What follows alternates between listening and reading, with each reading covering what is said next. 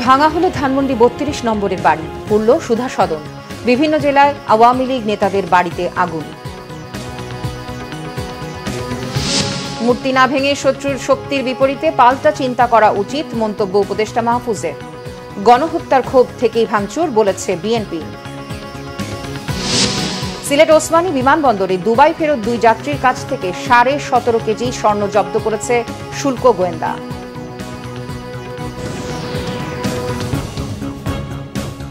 দেখছিলেন ক্রাউন্সম্যান সংবাদ শিরোনাম, এবারে বিস্তারিত। বুলডোজার দিয়ে ঘুরিয়ে দেওয়া হয়েছে ধানমন্ডি ৩২ নম্বরে শেখ মুজিবুর রহমানের বাসভবনটি। বৃহস্পতিবার ভোর থেকে আবার শুরু হয় বাড়ি ভাঙার কার্যক্রম।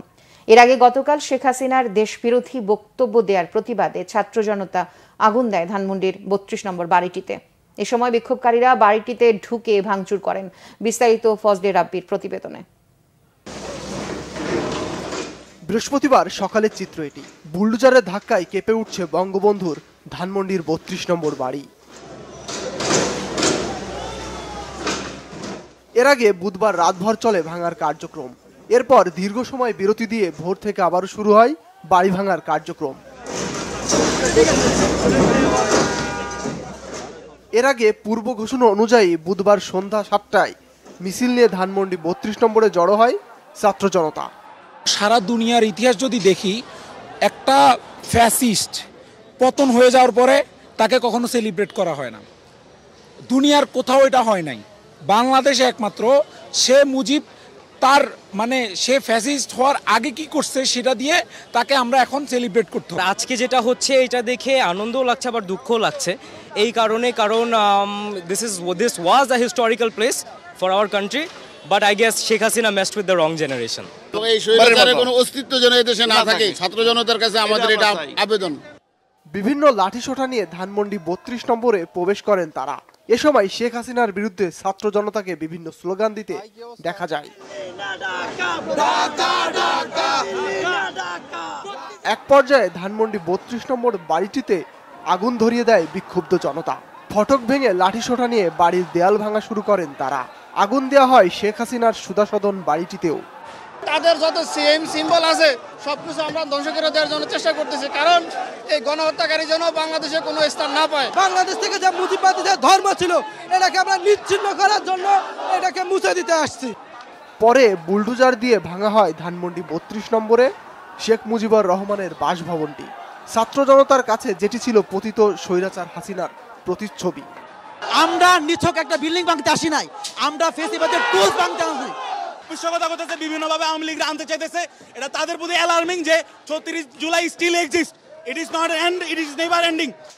এর আগে জুলাই গণ অভ্যুত্থানের মুখে পালিয়ে ভারতে অবস্থান নেয়া স্বৈরশাসক শেখ হাসিনার ভাষণ দেয়াকে কেন্দ্র করে ফেসবুকে ধানমন্ডি ৩২ নম্বর অভিমুখে বুলডোজার মিছিলের কর্মসূচির ডাক দেয় ২৪-এর বিপ্লবী ছাত্র জনতা।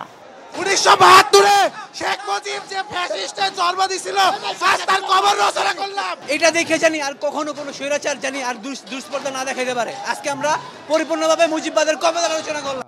জুলাই গণ অভ্যুত্থানে স্বৈরতান্ত্রিক আওয়ামী লীগ সরকারের পতনের পর গত ৫ আগস্ট ধানমন্ডি ৩২ নম্বর বাড়িটিতে হামলা, ভাঙচুর ও অগ্নিসংযোগ করেছিল বিক্ষুব্ধ জনতা। এরপর থেকে বাড়িটি অনেকটা পরিত্যক্ত অবস্থায় ছিল। ফজলে রাব্বি, বাংলা ভিশন, ঢাকা। ভোলায় সাবেক মন্ত্রী তোফায়েল আহমেদের বাড়ি পুড়িয়ে দিয়েছে ছাত্র জনতা। বরিশালে আবুল হাসনাত আবদুল্লার বাসভবন এবং ঝালকাঠিতে আমির হোসেন আমর বাসার বাউন্ডারির দেয়ালও মূল ভবনের একাংশ ভেঙে ফেলা হচ্ছে। ভোলায় সাবেক মন্ত্রী তোফায়েল আহমেদের গাজীপুর রোডের বাসভবনে আগুন জ্বালিয়ে বিক্ষোভ করে ছাত্র জনতা।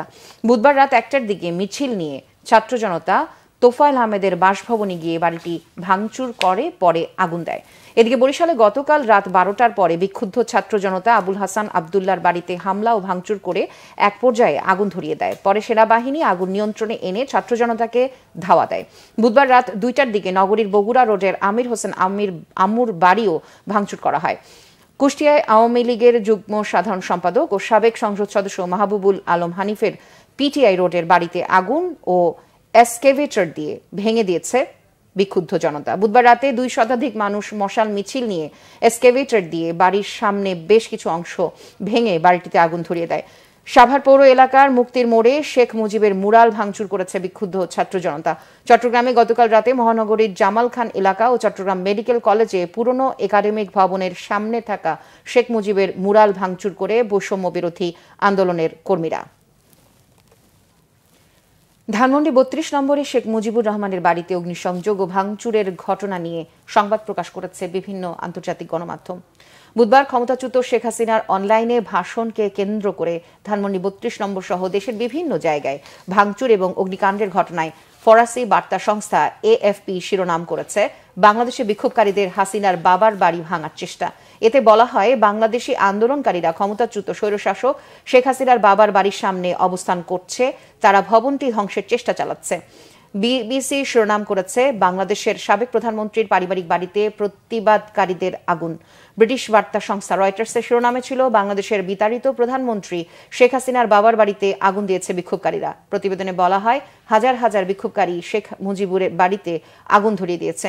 এছাড়া তুর্কি সংবাদ সংস্থা আনাদুলু এজেন্সি, যুক্তরাজ্যের প্রভাবশালী পত্রিকা দ্য গার্ডিয়ান, ভারতীয় সংবাদ মাধ্যম NTVও ভাঙচুর ও আগুনের ঘটনা নিয়ে প্রতিবেদন প্রকাশ করেছে। মূর্তি না ভেঙে শত্রুর শক্তির বিপরীতে পাল্টা চিন্তা শক্তি ও কর্তৃত্ব গড়ে তোলা উচিত বলে মন্তব্য করেছেন অন্তর্বর্তী সরকারের উপদেষ্টা মাহফুজ আলম। নিজের ভেরিফাইড ফেসবুক পোস্টে এই মন্তব্য করেন তিনি। গড়ার তাকত আছে আমাদের শিরোনামে উপদেষ্টা মাহফুজ আলম লেখেন, আঞ্চলিক ও বৈশ্বিক আধিপত্যবাদ মোকাবেলা করতে হচ্ছে নিছক কিছু মূর্তি বা দালান নয়, ভাঙার প্রকল্প থেকে সরে এসে দিনকে দিন গড়ার প্রকল্প হাতে নেওয়া উচিত। মাহফুজ বলেন, লীগ বা হাসিনা সে অর্থে কিছুই না, বরং আঞ্চলিক আধিপত্যবাদের সম্প্রসারণ। ভাঙার পরে গড়ার সুযোগ এসেছে, কিন্তু অন্তত ভাঙা প্রকল্প ভালো ভবিষ্যতের ইঙ্গিত বহনা। গড়ার প্রকল্পগুলো খুব দ্রুতই শুরু ও বাস্তবায়ন হবে। সবাইকে গড়ার কাজে সক্রিয় হওয়ার আহ্বান জানান তিনি। সংস্কার কমিশনের প্রস্তাবনাগুলো বাস্তবায়ন শিগগিরই শুরু হবে। আহত ও নিহতদের পরিবারের পুনর্বাসন ও জুলাই গণহত্যার বিচারের কাজও চলমান। এ মাসেই এই কাজগুলো আরও গতি পাবে। খুনি হাসিনার বক্তব্য প্রচার এবং এর প্রতিক্রিয়ায় সব রাজনৈতিক অস্থিরতার জন্য আঞ্চলিক আধিপত্যবাদ দায়ী থাকবে বলেও মন্তব্য করেন মাহফুজ আলম। জুলাই আগস্টে ছাত্র জনতার উপরে হামলা ও গণহত্যার ক্ষোভ থেকেই ধানমন্ডি ৩২ নম্বরের বাড়িতে ভাঙচুরের ঘটনা ঘটেছে বলে মন্তব্য করেছেন বিএনপি নেতারা। বুধবার পূর্ব লন্ডনে যুক্তরাজ্য আইনজীবী ফোরামের উদ্যোগে আয়োজিত দোয়া মাহফিল ও আলোচনা সভায় তারা এই মন্তব্য করেন। আরাফাত রহমান কোকর মাগফেরাত এবং বেগম খালেদা জিয়ার সুস্থতা কামনা করে এই দোয়া মাহফিল আয়োজন করা হয়। এতে প্রধান অতিথির বক্তব্যে বিএনপি স্থায়ী কমিটির সদস্য ও বেগম খালেদা জিয়ার ব্যক্তিগত চিকিৎসক AZM জাহিদ হোসেন বলেন, বেগম জিয়া লন্ডনের চিকিৎসা শেষ করে দেশে ফিরবেন। আলোচনা সভায় আরও বক্তব্য রাখেন বিএনপি চেয়ারপারসনের উপদেষ্টা ডক্টর এনামুল হক চৌধুরী, যুক্তরাজ্য বিএনপি সভাপতি MA মালিক ও সেক্রেটারি কয়সার M আহমেদ। তখন উনি দেশের মানুষকে ছেড়ে থাকেননি, কিন্তু দীর্ঘদিন 7 বৎসর, প্রায় 7-8 বৎসর পরে উনি বিদেশে এসছেন এবং একাকিত্বের পরবর্তীতে স্বৈরাচারের নিষ্পেষণের পরবর্তীতে অসুস্থ অবস্থায় উনি এসছেন। কাজেই ওনার সুস্থতার জন্য হয়তো কিছুদিন ওনার যেতে বিলম্ব হচ্ছে অথবা হবে। যখনই এখানকার চিকিৎসকরা ওনাকে যাওয়ার জন্য অনুমতি দিবেন ইনশাআল্লাহ, তখনই আমরা ওনাকে দেশে নেওয়ার জন্য ওনাকে সমগ্র প্রস্তুতি গ্রহণ করা হবে। 3000 কোমলমতি ছাত্রছাত্রীরা জীবন দিয়েছে, নিশ্চয়ই তারা এইটা একটা অ্যাঙ্গার থেকে তারা করতে পারে, এটার আমি বিরোধিতা করি না। আমি মনে করি তারা যদি তবে বাংলাদেশে আইনের শাসন এস্টাবলিশ না হওয়া পর্যন্ত এই ধরনের বিদ্রোহ কন্টিনিউয়াসলি থাকবে। গণতান্ত্রিক সরকারের হাতে ক্ষমতা না আসলে এইটা অব্যাহত থাকবে। সিলেট ওসমানী আন্তর্জাতিক বিমানবন্দর থেকে 17.5 কেজি স্বর্ণ জব্দ করা হচ্ছে। আটক করা হচ্ছে 2 যাত্রীকে। সকাল 8:30টার দিকে NSI ও কাস্টমস কর্মকর্তারা স্বর্ণের এই চালানটি জব্দ করে। আটক হওয়া আফতাবউদ্দিন ও সাইদ আহমদ সংযুক্ত আরব আমিরাত থেকে দেশে এসেছেন।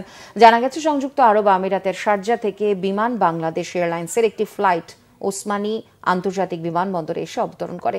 এ সময় 2 যাত্রীর আচরণ সন্দেহজনক হলে তাদের লাগেজ তল্লাশি করা হয়। তল্লাশির পর 2 যাত্রীর লাগেজের চার্জার লাইট ও ফ্যানের ব্যাটারির ভেতর থেকে 17.5 কেজি স্বর্ণ জব্দ করা হয়।